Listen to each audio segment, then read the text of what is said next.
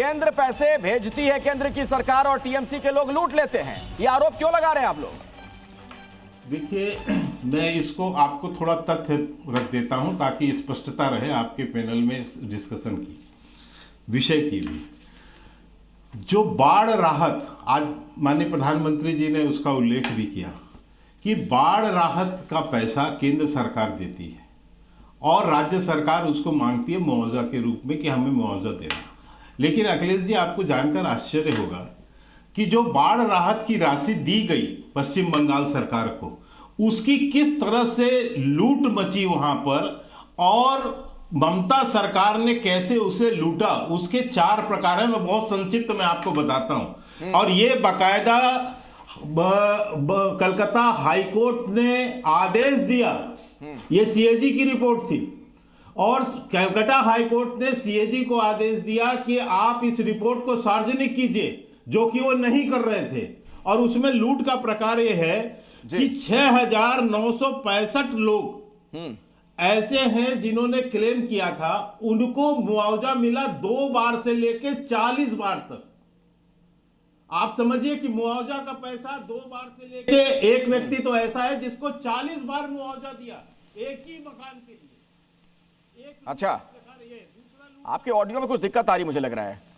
मैं शायद आपकी आवाज थोड़ी दब सी जा रही है अचानक से। नहीं, आप बढ़वा दीजिए साउंड। हाँ, अभी ठीक है, अभी ठीक है, बोलिए, आप बोलिए। हाँ, तो एक प्रकार मैंने बताया कि 6,965 ऐसे लोग हैं जिनको एक ही बैंक अकाउंट में 2 बार से लेकर 40 बार तक भुगतान किया गया है मुआवजा का। दूसरा प्रकार यह था कि 7.5 करोड़ रुपए की धनराशि 1,609 लोगों को पक्के मकान ढहने के लिए दी गई। ऑडियो में कुछ दिक्कत है सर, आपकी ऑडियो आवाज है ना दब जा रही है अचानक से। मैं ठीक करवाता हूं, तब तक एहतेशामुल हक आपके पास आना चाहूंगा। क्या बदले की राजनीति से जनता का भला होगा? अगर 2 पार्टियों की अलग अलग सरकार है, केंद्र में अलग सरकार है, आप लोग टीएमसी की अलग सरकार है पश्चिम बंगाल में, तो उनकी लड़ाई में जनता क्यों पीछे? अगर केंद्र की तरफ से योजनाओं के लिए पैसे दिए जा रहे हैं, जन कल्याण के लिए पैसे भेजे जा रहे हैं, तो जनता तक क्यों ना पहुंचे?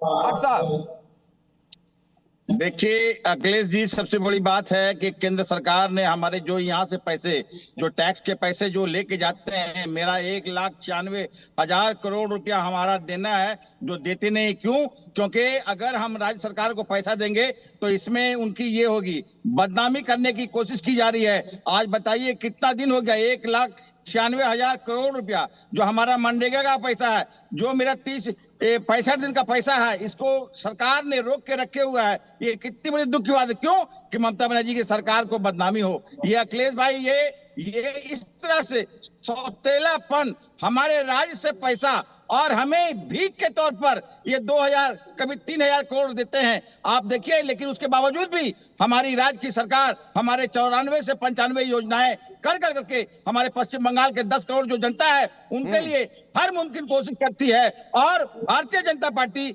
पश्चिम बंगाल के लोगों से सौतेला व्यवहार इस हिसाब से। ये तो आप बिल्कुल उल्टी ही बात कर रहे हैं के शर्मा जी। आप लोग कहते हैं कि आपका भेजा हुआ पैसा इस्तेमाल नहीं कर रही है सरकार, और यहाँ तो उल्टी बात कही जा रही है। टीएमसी के लोग कह रहे हैं कि उनके हक का जो पैसा है वो नहीं मिल रहा है उन्हें राज्य सरकार को।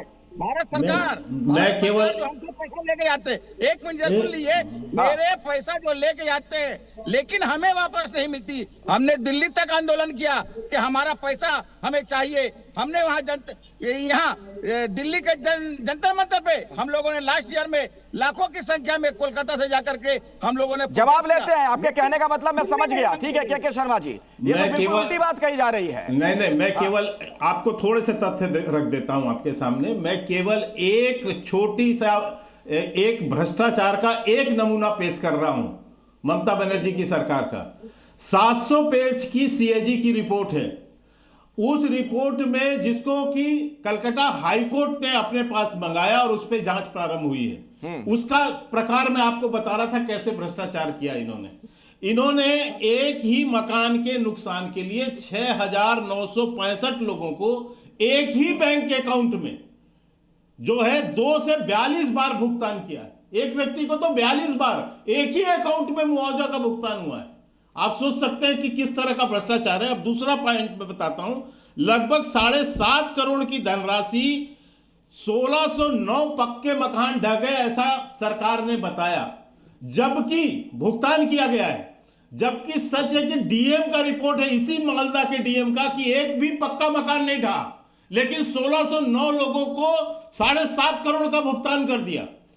इसमें 108 लोग ऐसे भी हैं जो या तो टीएमसी के जनप्रतिनिधि हैं, सरकारी कर्मचारी हैं, हाँ। टीएमसी के समर्थक हैं, जो कि सरकार से सैलरी लेते हैं। ठीक है। उनको बीपीएल। अब मैं एक बात और कहना चाहता हूं, जल्दी से, छोटे में, छोटे में। हाँ, इसमें 7 करोड़ ऐसे भी लोग हैं, 7 करोड़ की राशि ऐसी भी है जिन्होंने मुआवजा की मांग ही नहीं किया, लेकिन उनको भुगतान किया गया। इसका जवाब ले लेते हैं, फिर बाकी मेहमानों का जवाब। के शर्मा जी, बहुत सारे लोग हैं जो अपनी बारी की प्रतीक्षा में हैं। ठीक है शर्मा जी, आपकी बात हो गई।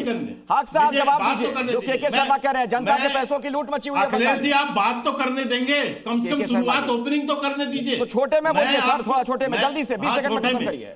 मैं ये कह रहा हूं कि आज जब हाईकोर्ट ने दस्तावेज तलब किया तो इनकी जो लोग वहां के कर्मचारी हैं वो ये कहते हैं, सरकार कहती है कि दस्तावेज गायब हो गए सारे।